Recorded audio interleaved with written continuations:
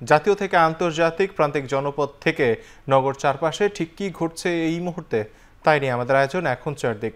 সঙ্গে আছি আমি তহিদুল তারেক। আগুনে পুড়ল হজরত শাহজালাল আন্তর্জাতিক বিমানবন্দরের কার্গো ভিলেজ। দুপুর 2:30টার দিকে আগুনের সূত্রপাত হয়। এরপর একে একে যোগ দেয় ফায়ার সার্ভিসের 37টি ইউনিট, ছিল বিমান বাহিনী ও নৌবাহিনীর কয়েকটি ইউনিটও। সম্মিলিত চেষ্টায় রাত 9টার দিকে আগুন নিয়ন্ত্রণে আসে। পুরো সময় ফায়ার সার্ভিসের পাশাপাশি আগুন নেভাতে যোগ দেয় সিভিল এভিয়েশন, সেনাবাহিনী, বিমান বাহিনীর কয়েকটি ইউনিট ও নৌবাহিনীর ইউনিট। বিমানবন্দরের নিরাপত্তা নিশ্চিতে মোতায়েন করা 2 প্লাটুন বিজিবি সদস্য। আগুন নেভাতে গিয়ে অসুস্থ হয়ে পড়েন ফায়ার ফাইটার সহ বেশ কয়েকজন সেনা ও আনসার সদস্য। ফায়ার সার্ভিসের ডিজি জানান, বাতাসের কারণে আগুন দ্রুত ছড়িয়ে পড়ে, আর তদন্তের পর ক্ষয়ক্ষতি সম্বন্ধে জানা যাবে। পরিস্থিতি স্বাভাবিক হওয়ায় বেসামরিক বিমান চলাচলও চালু হয়েছে বলে জানান তিনি।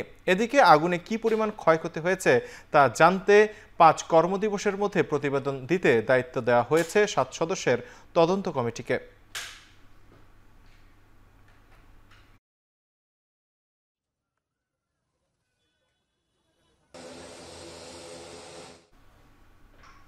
শাহজালাল বিমানবন্দরের কার্গো ভিলেজের আগুনের আরও খবর জানাতে বিমানবন্দর থেকে যুক্ত হয়েছেন আজহার লিমন এবং রাজু আহমেদ। লিমন, কার্গো ভিলেজে আগুন পুরোপুরি নিয়ন্ত্রণে এসছে কিনা সবশেষ পরিস্থিতি জানাবেন আমাদের।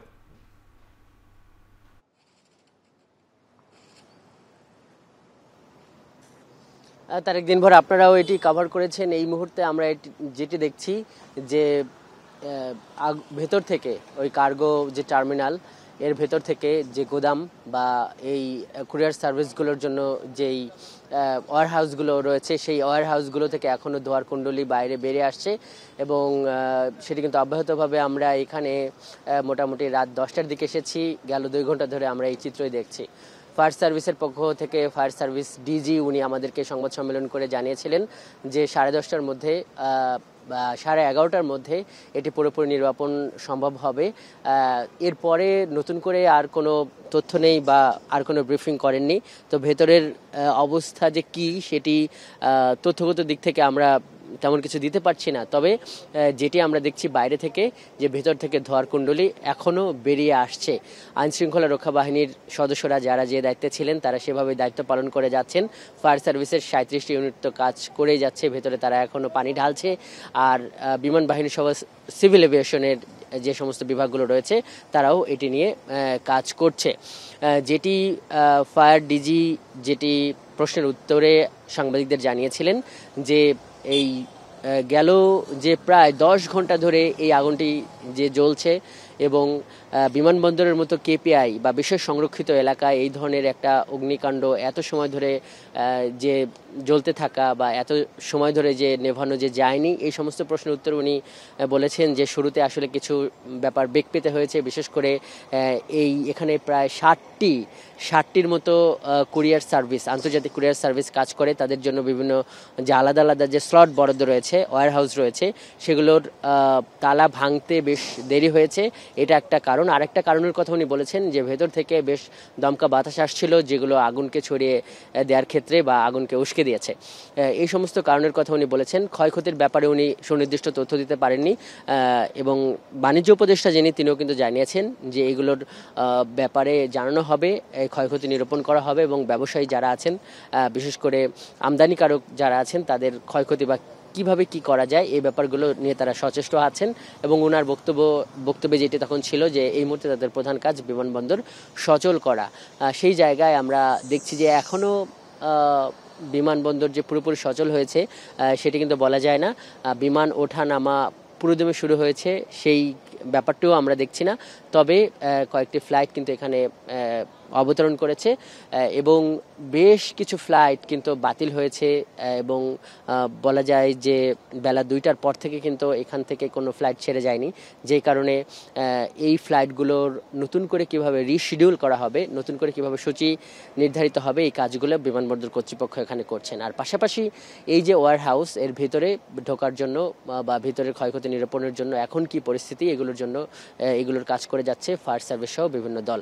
জানিয়ে রাখি যে আজকে এইখানে যে ব্যাপারটি এই কার্গো টার্মিনালে যেটি ঘটে সেটি হলো যে এইখানে কার্গো টার্মিনালের 3টি গেট রয়েছে। প্রথম এবং দ্বিতীয় 2টি গেটই কিন্তু এই বিমান বাংলাদেশ এয়ারলাইন্সের জন্য সংরক্ষিত। আরেকটি গেট দিয়ে মূলত আন্তর্জাতিক যে কুরিয়ারগুলো এখানে কাজ করে সেই আন্তর্জাতিক কুরিয়ার মালামাল কিন্তু ভেতরে ঢোকানো হয় বা বের করা হয়। তো এই সমস্ত কুরিয়ার এবং বিমান বাংলাদেশ এয়ারলাইন্সের এই 2টি মিলে এখানে প্রায় 2000 শ্রমিক কাজ করে। কিন্তু ভাগ্যক্রমে শনিবার এই কাজটি চলে বা এই কাজের এই বেলাটি চলে হলো দুপুর 1টা পর্যন্ত, যেই কারণে এই দুপুর 1টার পরই কিন্তু শ্রমিকরা সব বেরিয়ে গেছে। প্রায় 2000 শ্রমিক এই যে আন্তর্জাতিক যে 60টি কুরিয়ার এবং বিমান বাংলাদেশ এয়ারলাইন্সের যে কার্গো সার্ভিস সেখানকার সব শ্রমিকরাই বেরিয়ে গেছে। কারণ অন্যান্য দিন মোটামুটি পুরো বেলা চললেও শনিবার কিন্তু এটি দুপুর 1টা পর্যন্ত চলে, যেই কারণে এখানে বিশেষ করে মানে হতাহতের ঘটনাটা ওইভাবে ঘটেনি।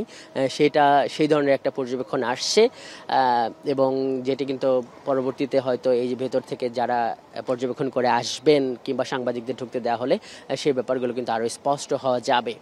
এই একটা ব্যাপার। আর এই অগ্নিকাণ্ডের ব্যাপার নিয়েও অনেক ধরনের অনেক আলাপ আলোচনা চলছে। বিশেষ করে যেটি বাণিজ্য উপদেষ্টা জানিয়েছেন যে এইখানে যে 2টি বিভাগ, একটা হলো যে আমদানি কার্গো টার্মিনাল আর একটা হলো রপ্তানি কার্গো টার্মিনাল। যেটি বাণিজ্য উপদেষ্টা জানিয়েছেন যে রপ্তানি কার্গো টার্মিনাল অর্থাৎ বাংলাদেশ থেকে যে সমস্ত পণ্য বাইরে যাবে সেই টার্মিনালটি একেবারেই সুরক্ষিত আছে, সেগুলোতে আগুনের ছোঁয়া লাগেনি। কিন্তু যেগুলো বিদেশ থেকে এসেছে সেগুলোতেই মূলত অগ্নিকাণ্ডটা ঘটেছে এবং সেটি সব থেকে বেশি ক্ষয়ক্ষতি হয়েছে। তো যেই কারণে এর সঙ্গে সম্পৃক্ত যারা CFN এজেন্ট আছেন, ব্যবসায়ীরা যারা আছেন তারাও এখানে আছেন, খোঁজখবর নেবার তারা চেষ্টা করছেন এবং এই যে এই ঘটনাটা সেটি নিয়ে কিন্তু তাদের এক ধরনের শোক আছে, তাদের এক ধরনের কিন্তু দুঃখ আছে। যেটি এই আগুন নিয়ে এখানে তো একটা বড় আগুনের ব্যাপারটা এই বিমানবন্দর এলাকা থেকে এখানে তো দেখাই যাচ্ছে, সরাসরি সম্প্রচার করছে গণমাধ্যমগুলো, কিন্তু এর ব্যাপকতা কিন্তু রাজনীতি থেকে শুরু করে সরকারের বিভিন্ন দপ্তরে কিন্তু এটির প্রভাব দেখা গেছে। বিশেষ করে রাজনীতির মহলে কিন্তু বেশ আলাপ আলোচনা হচ্ছে এই আগুন নিয়ে। প্রতিটি রাজনৈতিক দলের পক্ষ থেকে এই আগুন নিয়ে উদ্বেগ জানানো হয়েছে এবং এটি নাশকতা কিনা, ষড়যন্ত্র কিনা। বিশেষ করে চট্টগ্রামের যে ইপিজেড সেখানে অগ্নিকাণ্ডের পর এবং কয়েকটি গার্মেন্ট কারখানায় যে অগ্নিকাণ্ড, এটির পর এই রাজনৈতিকভাবে এই ব্যাপারটিকে কিন্তু দেখা হচ্ছে এবং এটি ষড়যন্ত্র কিনা, এটি এই গণভ্যুত্থানের যে শক্তি সেটিকে নস্যাতের কোনো ব্যাপার কিনা, এটি কিন্তু রাজনীতিকরা বলছেন। এখানে আসলে কি ঘটেছে এগুলো হয়তো পরবর্তীতে জানা যাবে। তবে যেটি তারেক আপনাকে জানিয়ে রাখতে চাই যে এমন একটা সময়ে এই অগ্নিকাণ্ডের ঘটনা ঘটেছে এখানে এবং এটি কিন্তু বলা যায় যে কার্গো যে সেবা, সেই কার্গো সেবার এক ধরনের প্রাণকেন্দ্র বা হাব বাংলাদেশের। এর কারণ হলো যে গেল 27 এপ্রিলের আগে এই হযরত শাহজালাল আন্তর্জাতিক বিমানবন্দর বাদে এই বিমানযোগে যে কার্গো সেবা এটি কিন্তু বাংলাদেশে আর কোথাও ছিল না। এবং যেটি আমরা জানতে পেরেছি যে প্রতি বছরে যে আন্তর্জাতিক যে বাণিজ্য বাংলাদেশের সঙ্গে হয়, সেই আন্তর্জাতিক বাণিজ্যের প্রায় 2 লক্ষ টন পণ্য বা পরিষেবা এই টার্মিনাল ব্যবহার করেই হয়। এবং এখানে যেটি আমরা জানতে পেরেছি যে 6 থেকে 700 টন প্রতিদিন মালামাল কিন্তু এখানে আনা নেওয়া হয়। এখন এই 6 মাস আগে এপ্রিলের 7 তারিখে এই ভারতের বিভিন্ন বিমানবন্দর দিয়ে ভারতের বিভিন্ন কার্গো সার্ভিসের মাধ্যমে এই বাংলাদেশি যারা আমদানিকারক বা রপ্তানিকারক যারা আছে তারা যেই পণ্যটি পৃথিবীর বিভিন্ন দেশে পাঠাতো, বিশেষত এই গার্মেন্ট পণ্য বা পোশাক শিল্পের যে পণ্য, সেটি বন্ধ করে দেওয়ার পর কিন্তু বাংলাদেশ সরকার চাচ্ছে বা পরিকল্পনা নিয়েছে যে বাংলাদেশ থেকে নিজস্ব যে কার্গো সার্ভিস সেটির সক্ষমতা আরও কীভাবে বাড়ানো যায়। এবং এর জেরে কিন্তু আমরা দেখেছি যে এই 6 মাস আগে 27 এপ্রিল সিলেটের এমএজি বিমানবন্দর থেকে কিন্তু প্রথম কার্গো ফ্লাইট চালু করা হয়েছিল। তো যেই কারণে এই যে পরিস্থিতি, এরপরে শাহ আমানত বিমানবন্দর থেকেও বাড়ানো হয়েছিল। তো এই কার্গো সার্ভিসের সক্ষমতা যখন বাড়ানোর চিন্তা করছে সরকার, তখন এই ধরনের একটি অগ্নিকাণ্ড, সেটি আসলে দুর্বলতা নাকি নাশকতা, এই ব্যাপারগুলো সব মহল ভাবাচ্ছে। আমরা এখানে আছি, এখানে আসলে পরবর্তীতে ব্রিফিং হলে বা ভেতরে ঢুকতে পারলে তখন হয়তো আমরা আরও কিছু তথ্য আপনাদেরকে জানিয়ে দিতে পারবো। তারেক, ধন্যবাদ লিমন। আমার ঘটনাস্থলে উপস্থিত আছেন আমাদের আরেকজন সহকর্মী রাজু আহমেদ। রাজু, আমাদের জানাবেন যে সেখানে হতাহতের কোনো খবর পেয়েছেন কিনা এবং সবশেষ পরিস্থিতি কি?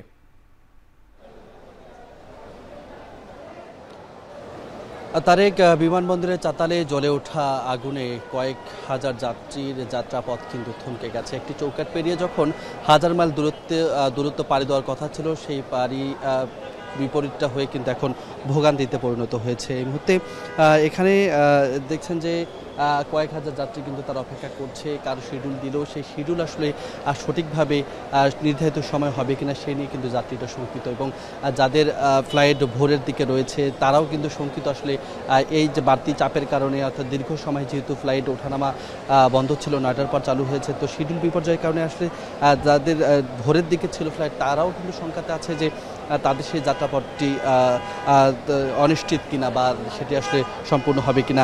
হতাহতের যে কথা বলছিলেন, হতাহতের এখন পর্যন্ত আনুষ্ঠানিক কোনো তথ্য আমাদের হাতে আসেনি।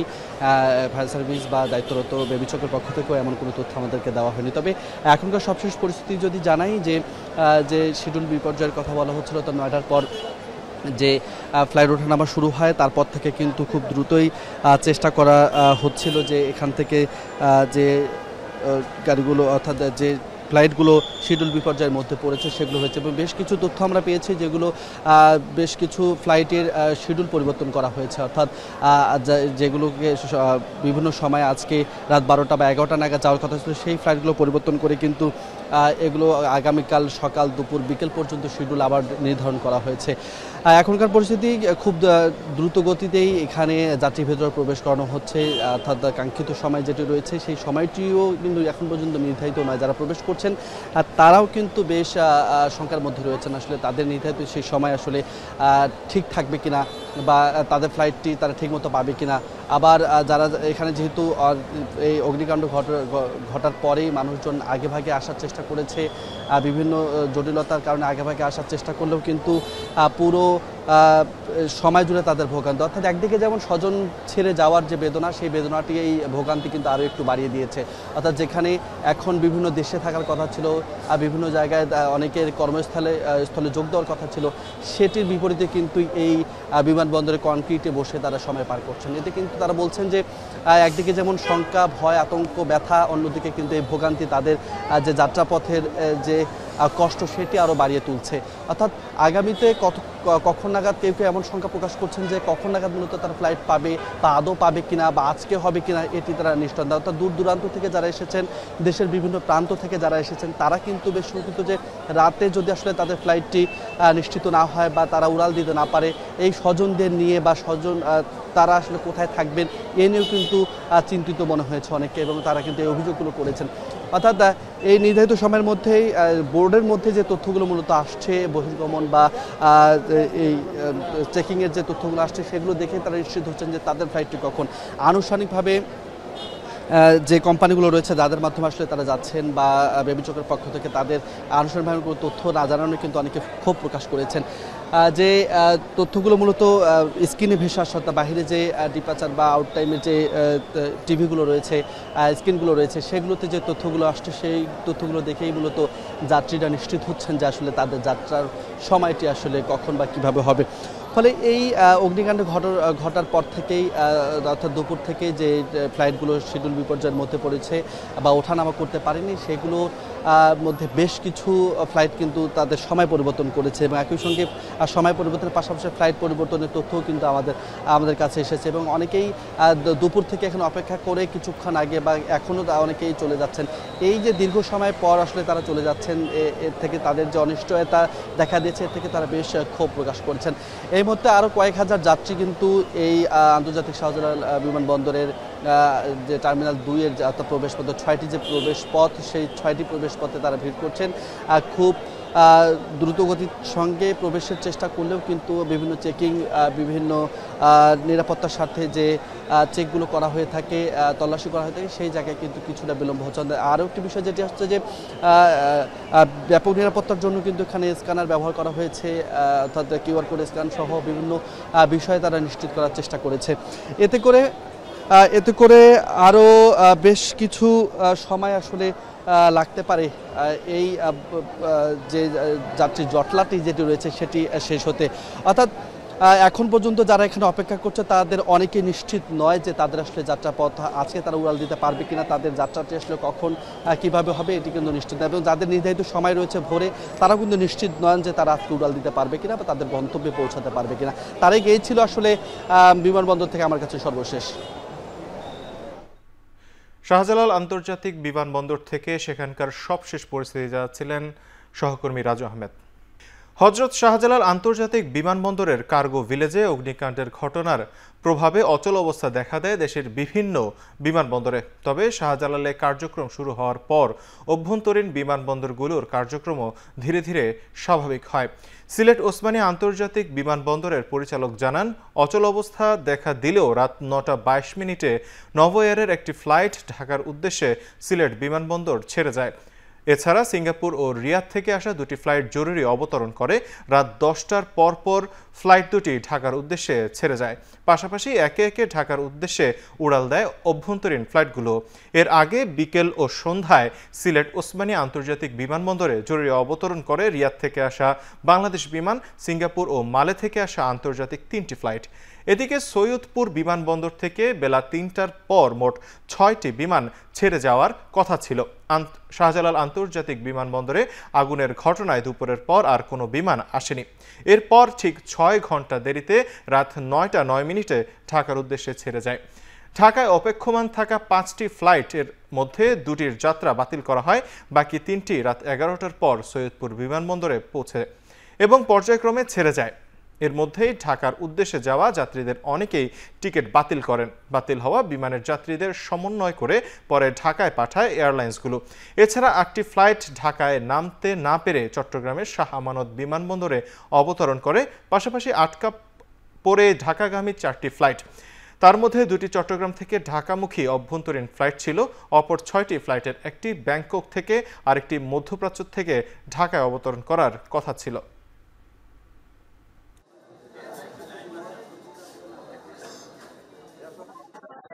জুলাই সনদ সইয়ের ঘটনাকে অভূতপূর্ণ আখ্যা দিয়ে বিএনপি মহাসচিব মির্জা ফখরুল ইসলাম আলমগীর বলেন, এটি রাজনীতিকে আরও স্বচ্ছ করবে, উন্নত করবে গণতন্ত্রকে। রাজধানীতে এক অনুষ্ঠানে তিনি আরও বলেন, আগামী নির্বাচন ঠিক করবে দেশ উদার গণতন্ত্রের দিকে যাবে কিনা। এজন্য সবাইকে দায়িত্বশীল হবার আহ্বান জানান তিনি। কয়েকটি রাজনৈতিক দলের জুলাই সনদে স্বাক্ষর না করা আগামী নির্বাচনে কোনো প্রভাব যে রাষ্ট্র কাঠামো পরিবর্তন, মূলনীতির সংশোধন, একই সঙ্গে আমাদের রাজনীতিকে আরো স্বচ্ছ করা, জনগণের কাছে পৌঁছে দেওয়া, গণতন্ত্রকে সত্যিকার অর্থে গণতন্ত্রের প্রাতিষ্ঠানিক যে প্রতিষ্ঠানগুলো আছে সেগুলোকে প্রাতিষ্ঠানিক ভাবে আরো বেশি উন্নত করা এবং গণতন্ত্রকে গণতন্ত্রের মতো চলতে দেওয়া, গণতান্ত্রিক কৃষ্টি অর্থাৎ ডেমোক্রেটিক কালচারটা গড়ে ওঠা, এই ব্যাপারগুলো কিন্তু এই সমাজের মধ্যে সবগুলোই আসলে সক্ষম হচ্ছে। আনফর্চুনেট ইনসিডেন্ট ঘটেছে যে কালকে ছেলেরা একটা গ্রুপ তারা এখানে আপনার এসে বসে যায় এবং তারপরে একটা আনফর্চুনেট ঘটনা ঘটে। আমার মনে হয় যে সকলের অত্যন্ত দায়িত্বশীল ভূমিকা পালন করা উচিত। কয়েকটি রাজনৈতিক দলের জুলাই সনদে স্বাক্ষর না করা আগামী নির্বাচনে কোনো প্রভাব ফেলবে না বলে মন্তব্য করেছেন বিএনপির স্থায়ী কমিটির সদস্য সালাউদ্দিন আহমেদ। সকালে সাবেক রাষ্ট্রপতি জিয়াউর রহমানের সমাধিতে শ্রদ্ধা নিবেদন শেষে একথা বলেন তিনি। সালাউদ্দিন আহমেদ অভিযোগ করেন, শুক্রবার জুলাই যোদ্ধা নামে সংসদ ভবন এলাকায় বিশৃঙ্খলা করেছে আওয়ামী ফ্যাসিস্ট বাহিনীর কিছু সদস্য। তাদের চিহ্নিত করে বিচারের দাবিও জানান বিএনপির এই নেতা।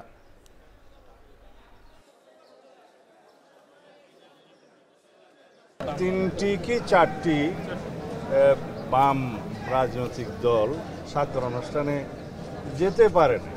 আমি বলবো না স্বাক্ষর করেনি, স্বাক্ষর করার সুযোগ উন্মুক্ত আছে।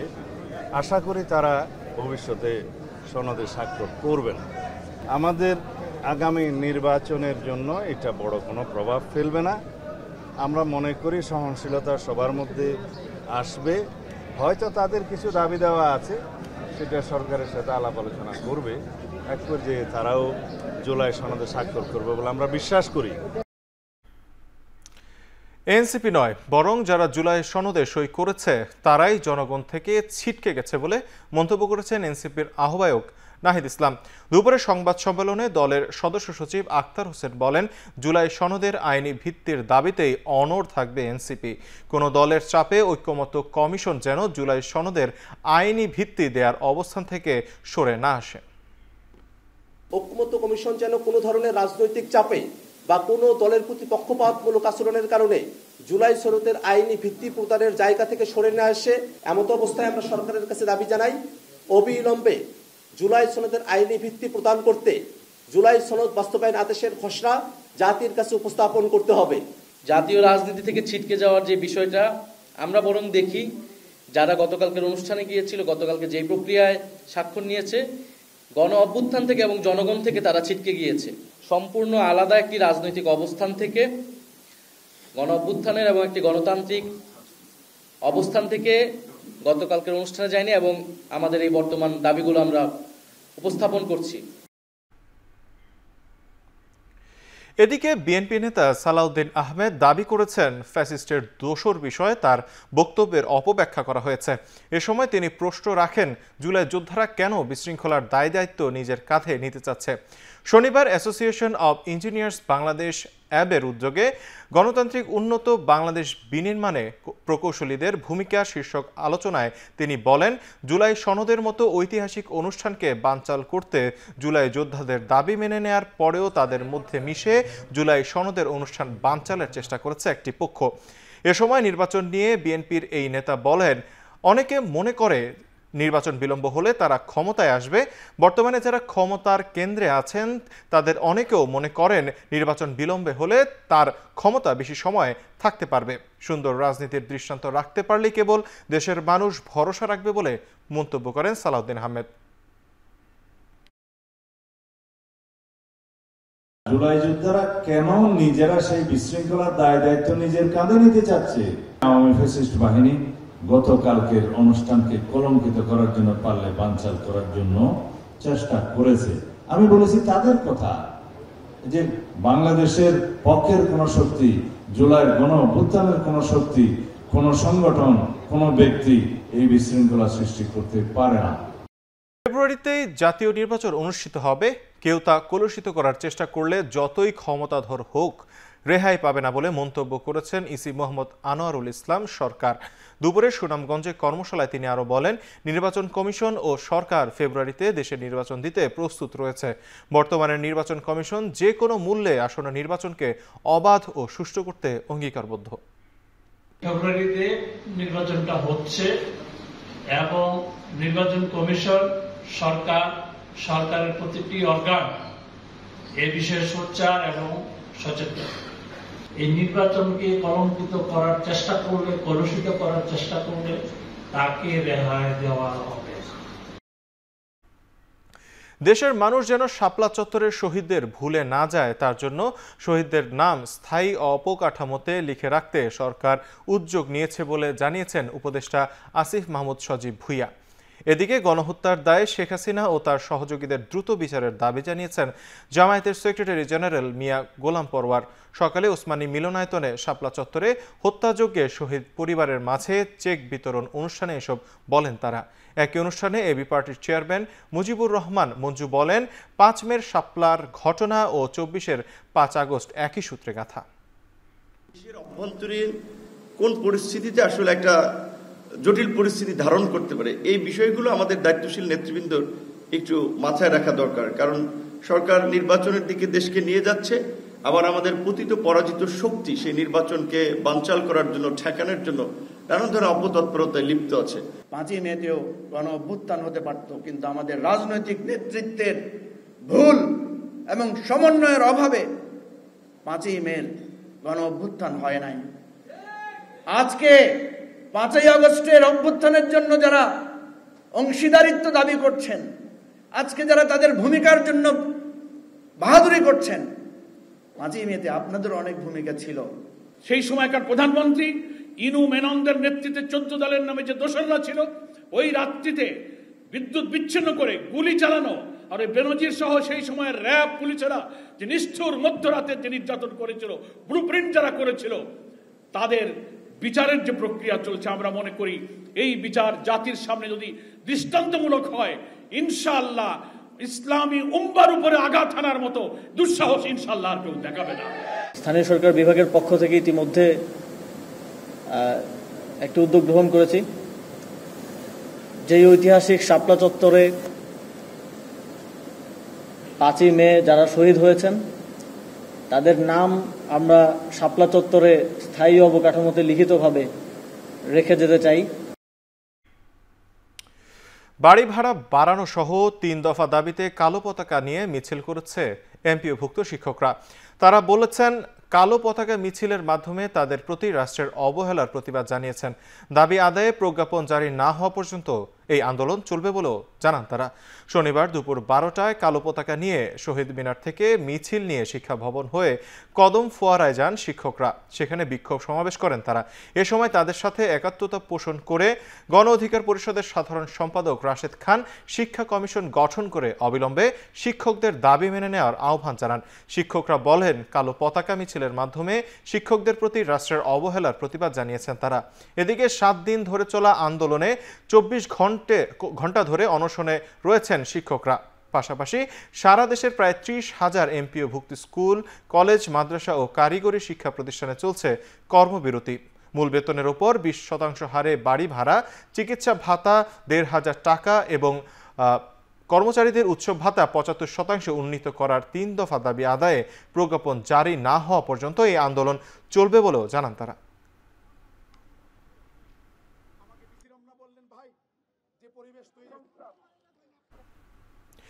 এদিকে এমপিওভুক্ত শিক্ষকদের ন্যায্য আন্দোলনের সাথে নীতিগতভাবে একমত বিএনপি। দলের মহাসচিব মির্জা ফখরুল ইসলাম আলমগীর এক বিবৃতিতে কথা জানান। বিবৃতিতে বলা হয়, শিক্ষকদের চাকরির নিরাপত্তা, সর্বোচ্চ সামাজিক মর্যাদা ও তাদের অবদানের রাষ্ট্রীয় স্বীকৃতিতে বিশ্বাস করে বিএনপি। শিক্ষা ব্যবস্থাপনায় আধুনিকায়ন এবং শিক্ষকদের অর্থনৈতিক ও সামাজিক নিরাপত্তা ও সম্মান নিশ্চিত করা না গেলে কাঙ্ক্ষিত সফলতা পাওয়া যাবে না। আন্দোলন ও দাবির পক্ষে সমর্থন জানিয়ে সব ধরনের অপচেষ্টা প্রতিহতের হুঁশিয়ারি দিয়েছেন বিএনপির মহাসচিব। শিক্ষকদের আন্দোলন পুঁজি করে পতিত স্বৈরাচার বিশৃঙ্খলা সৃষ্টির অপচেষ্টা করলে প্রতিহতেরও ঘোষণা দেন তিনি। চট্টগ্রাম বন্দরে বর্ধিত ট্যারিফ স্থগিত রাখার দাবিতে রোববার থেকে 4 ঘন্টা করে কর্মবিরতি পালন করবেন C&F এজেন্টরা। দুপুরে চট্টগ্রামের নেভি কনভেনশন সেন্টারে এক সভায় সিদ্ধান্ত জানান ব্যবসায়ীরা। বক্তারা বলেন, চট্টগ্রাম বন্দর একটি লাভজনক প্রতিষ্ঠান হওয়া সত্ত্বেও দ্রুত ট্যারিফ বৃদ্ধি কারসাজির অংশ। এ সময় মংলা ও পায়রা বন্দরে ট্যারিফ না বাড়িয়ে শুধু চট্টগ্রাম বন্দরের ট্যারিফ বাড়ানোর সমালোচনা করেন তারা। ব্যবসায়ীরা বলেন, ডলারের দাম বাড়ায় বন্দর এমনিতেই বাড়তি আয় করছে, তার উপর কেবল বিদেশি অপারেটরদের সুবিধা দিতে ট্যারিফ বাড়ানো সম্পূর্ণ অযৌক্তিক। বর্ধিত ট্যারিফ স্থগিত না হলে রপ্তানি প্রতিযোগিতায় পিছিয়ে পড়ার পাশাপাশি আমদানিতে খরচ বাড়বে বলেও মন্তব্য তাদের। 1 সপ্তাহের মধ্যে সংকট সমাধান না হলে বন্দরের সমস্ত কার্যক্রম বন্ধ করে দেওয়ার হুঁশিয়ারি দেন ব্যবসায়ীরা। C&F অ্যাসোসিয়েশন আগামীকাল থেকে 4 ঘন্টা কর্মবিরতি পালন করবে। আজকে আবার সরকারকে আরেকটা স্মারকলিপি দেব, এগুলি জানিয়ে 1 সপ্তাহের মধ্যে যদি এটা সমাধান করা না হয় তাহলে চট্টগ্রাম বন্দর বন্ধ করে দেওয়া হবে। বিএনপি ক্ষমতায় গেলে জিডিপির 5% পর্যন্ত স্বাস্থ্য ও শিক্ষা খাতে বিনিয়োগ করবে বলে মন্তব্য করেছেন বিএনপির স্থায়ী কমিটির সদস্য আমির খসরু মাহমুদ চৌধুরী। দুপুরে FSDS এর বাণিজ্য বিষয়ক সেমিনারে অংশ নিয়ে তিনি একথা বলেন। আমির খসরু মাহমুদ চৌধুরী বলেন, দেশের অধিকাংশ শিক্ষিত তরুণী বেকার। বিএনপি ক্ষমতায় গেলে 18 মাসে 1 কোটি কর্মসংস্থানের ব্যবস্থা করবেন। তিনি বলেন, বাংলাদেশের যে অর্থনৈতিক মডেল চলছে তার মাধ্যমে টেকসই অর্থনৈতিক উন্নতি সম্ভব নয়। দেশে বিনিয়োগ বৃদ্ধি করতে হলে আমলাতান্ত্রিক জটিলতা কমাতে হবে বলেও মন্তব্য করেন আমির খসরু মাহমুদ চৌধুরী। অনুষ্ঠানে সিপিডির সম্মানীয় ফেলো দেবপ্রিয় ভট্টাচার্য বলেন, প্রবৃদ্ধি হতে হবে অন্তর্ভুক্তিমূলক। তিনি বলেন, বিগত স্বৈরশাসকরা দেশে চামচাতন্ত্র থেকে চোরতন্ত্র প্রতিষ্ঠা করেছিল। এ সময় ইস্তেহার বাস্তবায়ন করতে পারবে কিনা তা বিবেচনায় নিয়ে রাজনৈতিক দলগুলোকে ইস্তেহার প্রদানের অনুরোধ জানান দেবপ্রিয় ভট্টাচার্য। বেসরকারি গবেষণা সংস্থা পিপিআরসির নির্বাহী চেয়ারম্যান হোসেন জিল্লুর রহমান বলেন, শুধু দুর্নীতি নয়, অতি আমলাতান্ত্রিকতাও দেশকে পিছিয়ে দিচ্ছে। তিনি বলেন, রেমিটেন্স আর তৈরি পোশাক খাতের উপর নির্ভর করে দেশের অর্থনীতি চলতে পারে না।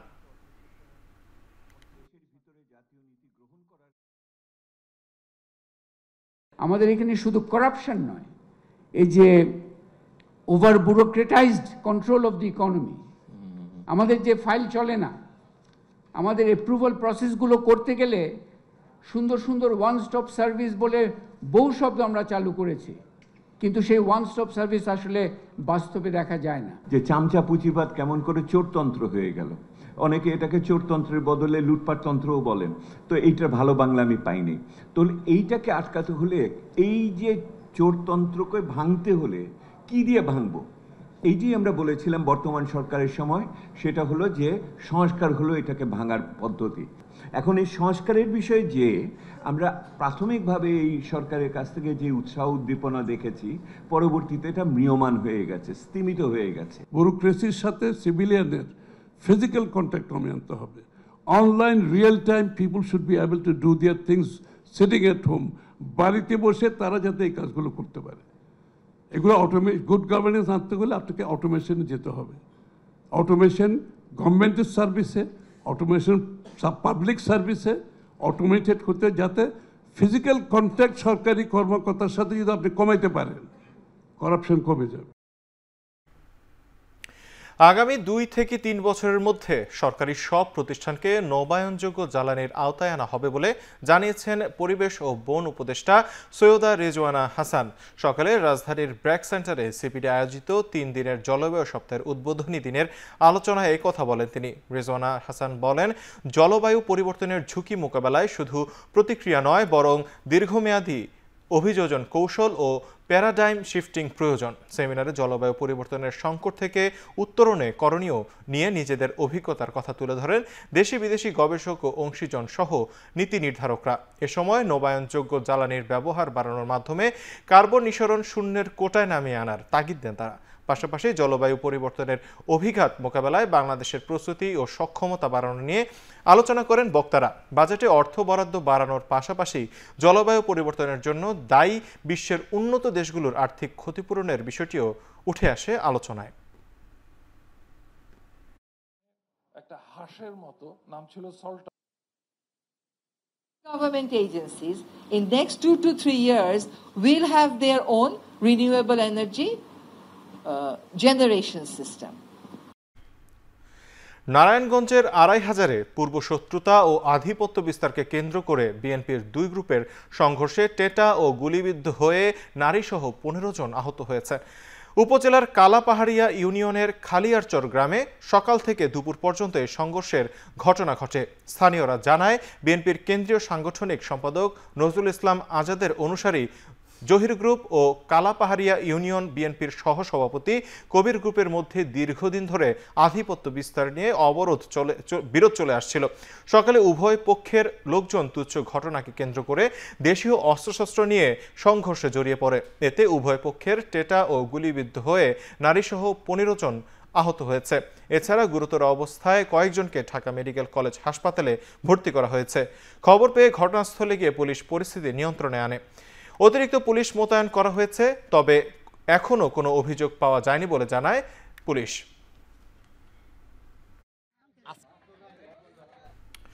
মেহেরপুরের গাংনী উপজেলা দিয়ে নারী, পুরুষ ও শিশুসহ 14 জনকে পুশিন করেছে বিএসএফ। সকালে কাথলি সীমান্তে এ ঘটনা ঘটে। পুশিন হওয়া ব্যক্তিরা বাংলাদেশের ঠাকুরগাঁও জেলার 2 পরিবারের সদস্য। বিজিপি এক প্রেস বিজ্ঞপ্তির মাধ্যমে জানায়, বাংলাদেশের কাথলি বিওপির সীমান্ত এলাকার আনুমানিক 100 গজ অভ্যন্তরে 14 জনকে দেশে ঠেলে দেয় বিএসএফ। আটককৃতরা দালালের মাধ্যমে ভারতে প্রবেশ করে ভারতের আসাম রাজ্যে শ্রমিক হিসেবে কাজ করত। পুশিন হওয়াদের মধ্যে 6 জন পুরুষ, 4 জন নারী ও 4 জন শিশু রয়েছে। গাংনী থানার ওসি জানান, আইনি প্রক্রিয়া শেষে পুশিন হওয়া ব্যক্তিদের পরিবারের কাছে হস্তান্তর করা হবে। এবার আন্তর্জাতিক প্রসঙ্গ।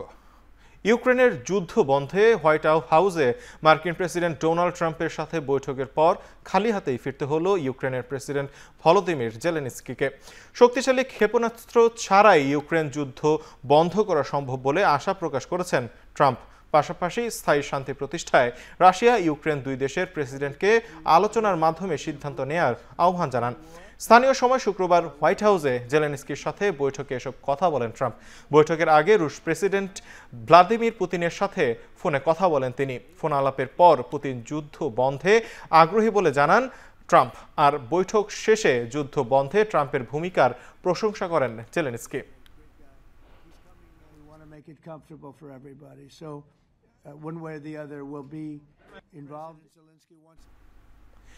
আফগান পাকিস্তান সীমান্তে উত্তেজনায় উরগুন জেলায় ৩ জন স্থানীয় ক্রিকেটারের মৃত্যুতে পাকিস্তানে আসন্ন ৩ জাতি সিরিজ থেকে নিজেদের নাম প্রত্যাহার করে নিয়েছে আফগানিস্তান।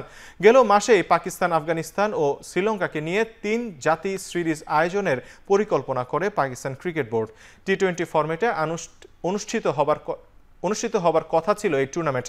নভেম্বরের 17 থেকে 29 তারিখে রাওয়ালপিন্ডি ও লাহোরে অনুষ্ঠিত হবার কথা ছিল এই সিরিজ। সীমান্তে উত্তেজনায় ক্রিকেটারদের মৃত্যুকে মর্মান্তিক বলে উল্লেখ করেছে আফগান ক্রিকেট বোর্ড। সামাজিক যোগাযোগ মাধ্যমে স্থানীয় ক্রিকেটারদের মৃত্যুকে আফগানিস্তানের ক্রীড়া পরিবারের জন্য বড় আঘাত বলে উল্লেখ করেছে এসিবি। নিহতদের পরিবারের প্রতি শ্রদ্ধা জানিয়ে 3 জাতি সিরিজ থেকে নিজেদের সরিয়ে নিয়েছে আফগানিস্তান।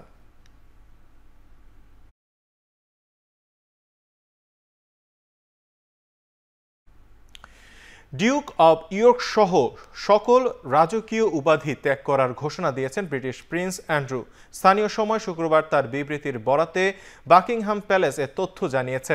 আন্তর্জাতিক গণমাধ্যম বলছে, মার্কিন যৌন অপরাধী জেফ্রি অ্যাপস্টেইনের সঙ্গে সম্পর্ক নিয়ে বছরের পর বছর সমালোচিত হয়ে আসছিলেন প্রিন্স অ্যান্ড্রু। তার বিরুদ্ধে ব্যবস্থা নেওয়ারও দাবি জানানো হয়। বাকিংহাম প্যালেসের বিবৃতিতে প্রিন্স বলেন, তার বিরুদ্ধে অব্যাহত অভিযোগগুলোর কারণে তার বড় ভাই রাজা চার্লস এবং ব্রিটিশ রাজপরিবারের কার্যক্রমে বাধা সৃষ্টি হচ্ছে। তাই তিনি রাজকীয় উপাধি ত্যাগের সিদ্ধান্ত নিয়েছেন।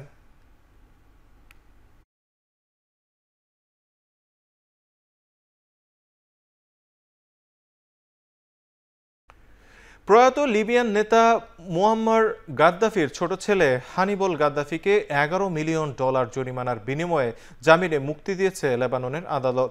তবে তার ওপর ভ্রমণ নিষেধাজ্ঞা আরোপ করা হয়েছে। স্থানীয় সময় শুক্রবার লেবাননের জাতীয় সংবাদ সংস্থা জানিয়েছে, দেশটির শিয়া নেতা মুসা আল সদরের অপহরণ ও নিখোঁজের মামলায় হানিবল গাদ্দাফিকে জামিন দেওয়া হয়। 1 দশক ধরে বিনা বিচারে আটক থাকার পর জামিন পেলেন তিনি। আইন অনুযায়ী নির্বিচারে আটক মামলায় জামিনে মুক্তি অগ্রহণযোগ্য হওয়ায় রায়ের বিরুদ্ধে আদালত আপিল করার কথা জানিয়েছে হানিবলের উকিল। শেষ করছে এখন চারদিক। এখন টিভি ওয়েবসাইটে দেখতে ভিজিট করুন www.ekhon.tv এবং ফেসবুকে দেখতে ভিজিট করুন facebook.com/tv.ekhon এবং ইউটিউবে দেখতে ভিজিট করুন youtube.com/c/ekhon tv।